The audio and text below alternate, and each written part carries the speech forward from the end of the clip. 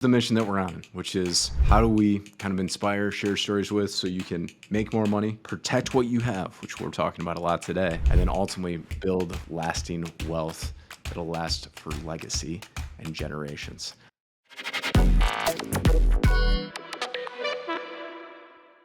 Hey guys, Will and Jim back with you for another episode of The Wealthy American. All right, so today what we're going to be covering is something that's really important, and we want to get right into it today, which is how do you protect your loved ones, your family, making sure that they're taken care of. And quick disclaimer, as we always do, this is not financial advice. Financial advice requires a trained professional that can go through your specific situation. Clarity is power, and that requires and should be specific to your situation and circumstance. Now, what we want to talk about today is really how to ensure your lifetime income potential is going to be there. Because when we look at this, right, and let's say you're 35, 45, 55, 65, but somebody, probably not 65, maybe a little bit earlier, somebody is counting on your income, right? This could be your partner. This could be your kids, right? When we look at this stuff, it is all of the money that you're going to earn throughout your entire life that somebody's counting on you for, right? This is super important to understand that this is really the thing that allows your family to keep living, right? And living a decent life. And I'll tell you a quick story about this. 10 years in the special operations community, and the hard truth of that is, I might have told this story before, but here it is again, because I think it is important to illustrate this point. Non-combat deployments, not everybody comes home from that. And it is truly terrible not to have a teammate come back with you. It's much harder for not to have a husband come back or a father come back. Almost unrecoverable. And back then, this has changed, but back then, right, early on, went into the Marine Corps in 2003. Wars were, really kicking off, Jim, as you well know, Afghanistan, Iraq, just hot and heavy, right? A lot of my time was spent in Fallujah and, later on in Afghanistan, some other places and all that stuff. But heavy combat. And back then, you had 60 days to move off base. So imagine that for a second. The person that you love, that you've built a life with, your father, dies. And you have 2 months to leave where you're currently living and uproot your life and go somewhere else. Almost unrecoverable. But there was what's called service member group life insurance, and that paid out a death benefit to the surviving members. And I'll tell you, Jim, no amount of money will ever bring somebody back. It won't. But here's what I saw it do for those families over the years, right?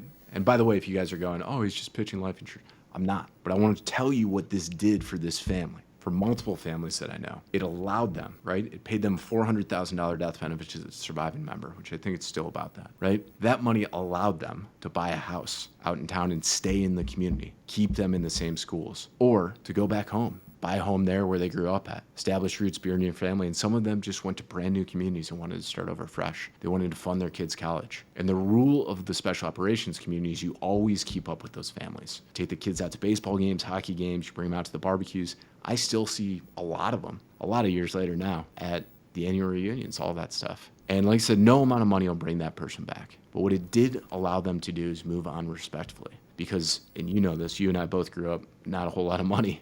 Almost none. But within that, like when you don't have money, things become exponentially harder. If you don't know where food is coming from, that's kind of a tough deal. If you don't know where rent's coming from, that's really hard on top of grieving somebody that, died. And so when we talk about protection, we're talking about protecting what you love. And you may not be going over to combat and getting shot at and having RPGs go off and having all this stuff happen. But you never know what's going to happen, right? You don't know when you're going to get into a car accident, and unfortunately it's your time. Or maybe you have some predisposed genetic conditions. As my wife sees all this stuff in the hospital where she works, right? Where it's just like some of it's genetics. And so if you're not thinking about how do I protect that, man, you're really doing the loved ones, in my opinion, right? And this is not financial advice, but in my opinion, you're doing them a disservice by not setting them up to protect your lifetime income potential. So that way, if something does happen, they're still taken care of. Jim, your thoughts? Yeah, that's a tough one. I can't imagine 60 days. You lose a loved one and you got to pack up, you got to move, you got to deal with kids. It's just it breaks my heart. And, and on this show, we talk a lot, right, about being the wealthy American, right? And what it means to earn money, have lifetime income potential, pay our taxes, save money, for a time in our life when we choose to want to turn off income, right? And so this is kind of serious. I mean, this is, in fact, really serious. This is life, right? And life is serious. I mean, after all, we say life or death. Right? And that's how serious it is. right? And so no one's going to get out of here alive, right? What's guaranteed to happen is that you, me, and everyone is going to pass away someday. And we're going to leave people behind. Kids, wife, husband, family members. That's a reality. That's a guarantee. That's a certainty that's going to happen. And I don't think there's enough people that talk about the importance of making sure that you have the opportunity to know that you can protect, insure, and guarantee all of your lifetime income potential. So you can guarantee with what you want to happen. I think it's a huge miss for a lot of the people, out there. And in the financial planning community, in and of itself, not to have this conversation of making sure that that's one of the very first things foundationally that we have a conversation around. I mean, what good is it, Will, to plan for a retirement 5, 10, 15, 20 years down the road if tomorrow, next week, or a year, you're not even here to see it come to fruition? It just seems futile. Yeah. It seems like a weird thing to plan. It reminds me of Mike Tyson's famous quote, everybody has a plan until you get punched in the mouth. And if you think that you're securing your financial future, but you're not protecting a lifetime income potential, well, you're kind of leaving yourself open to get punched in the mouth, and there's nothing you can do about it. Yep, absolutely. I have a quick little story. I have a friend of mine. His name's Kyle, and we share a mentor. And his name is Merle. And Merle and Kyle were having a conversation one day about this very topic. And Kyle's a healthy guy, 44, I think, 6'6", no body fat. I don't even know if he's ever smelt a cheeseburger. Like, he's like Will. He's just an Adonis. He just looks so fantastic. Super, super healthy guy. And he was born with a really rare and unique heart condition, where he had a little tiny hole in his heart that would open and close, open and close, open and close. But he still was able to live a long life and have a real long, flourishing life, and be very healthy. He was able to exercise, work out, whatever. But he had this defect, right? And so I remember the story that our mentor was having with Kyle, and Kyle was super healthy, and Merle had said, "Hey, we're doing a lot of planning here, for your family and your 4 young children. Maybe it's time to ensure your lifetime income potential." And he said, "Well, I got this heart condition. I don't think I can do it." He says, "But yeah, but otherwise you're healthy." So what I mean, he says, "Give it a shot." So they made an application, did a trial app, they applied. Lo and behold, he got approved. Couldn't believe it. So Merle told him, "Get all that you can possibly get. Get whatever they're going to be willing to get you." And he did. I think there's a difference between knowing something and doing something, right? This guy took action on it. And thank God that he did, because 3 years after he did, he's on vacation in Disney World in Orlando, and his wife sends him to Sam's Club to pick up some supplies for the house and diapers and things like that. Kyle's walking to the checkout line, puts his right hand on his heart, looks at the checker, and he goes, "Something don't feel right." 2 seconds later, he tips over in line, dies from a massive heart attack. Never going to see his wife again, never going to see his 4 daughters. Super healthy guy. One of the healthiest guys I've ever met in my entire life. Just had that defect, right? But didn't know when he was going to go. None of us are guaranteed tomorrow or next week or whatever, right? It could be happen so dang fast, right? And we got this call last January. It's just a really recent thing, Will. Last January, we get this call. Merle gets this call from his wife, Ashley. And she goes, "Hey, I just want to call you and let you know something terrible happened with Kyle. He's no longer with us. And I really also want to thank you, because of you having this conversation with Kyle, that we're cashing a check of over $10 million to solidify the financial life that Kyle was going to build for us over the course of time. He was able to guarantee with what he wanted to happen with his lifetime income potential could happen. And his trust was in place and everything." So as difficult as it is for the family to lose their father and their husband, they didn't have the financial suffering that comes along with that. And it was not a lot of money, each month to make sure that this thing happened. So it's just something that's near and dear to my heart. It's something that we don't talk, enough about. And most people don't have this tough conversation, particularly as it relates to being a wealthy American and making sure that you can have that protection and then doing all the planning downstream. So that's my 2 cents on that one, Will. Yeah, and what a powerful story. And obviously we share a mentor in Merle as well. I've heard about Kyle over the years, and just sounds like he's an incredible human being. And when we look at the pillars of the wealthy American here and what we look at, which is how do you earn more money? And the second one is really what we're talking about today, which is how do you protect what you have? Third one being how do you build more wealth? But today we're going to talk about how do you protect what you have. And there's a lot of ways to do this, but if you're not protecting your lifetime income potentially, you really are rolling the dice, right? Like you are riding, a one-wheeled motorcycle at 90 miles an hour without any helmet or protective gear on down the freeway and going, "I think it'll work out. It should be fun." And maybe it will be. But if it's not, man, you're in a pretty rough spot, and you're going to probably wish to said maybe you had, I don't know why you'd be riding a one-wheeled motorcycle, but maybe you had some protective gear on. Maybe you had two wheels on that bad boy. Maybe you wish you were in a tank. And so there's different levels of protection to this. But if you're not looking at least protecting your lifetime income potential when people are counting on you, man, you really are just rolling the dice there, because life happens, as we all know. And the question that you want to ask yourself is, if I were to go, the people that I love that are counting on me, what would they need financially in place to make sure that I can make up for that, right? And I get it, guys. I have a weird experience of 10 years, special operations community, a whole bunch of combat deployments, all that stuff. I'm a little bit more comfortable talking about this stuff than a lot of people just want to avoid this topic, but it's one that when you look at it and you go through it, if something happens, everybody's going to be thankful that you did.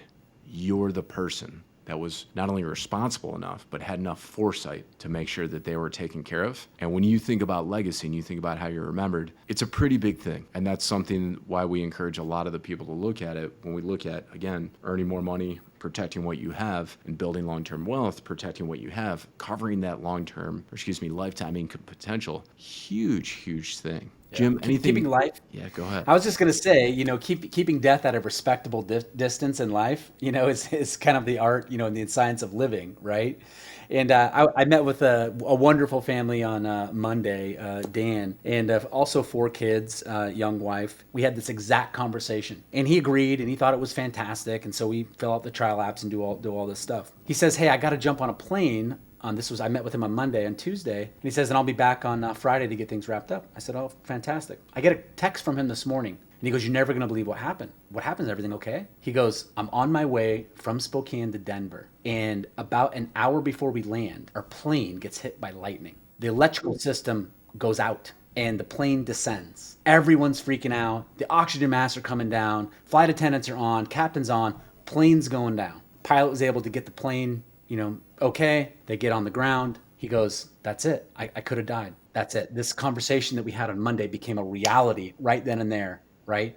Wasn't sickness, it was just living life. No one knows when they're going to go, right? So I said, "Oh man, I'm glad that you're okay. That's awesome. We're going to get things wrapped up." He goes, "Yeah, is there any way to move a little faster? Can we get this going a little bit sooner?"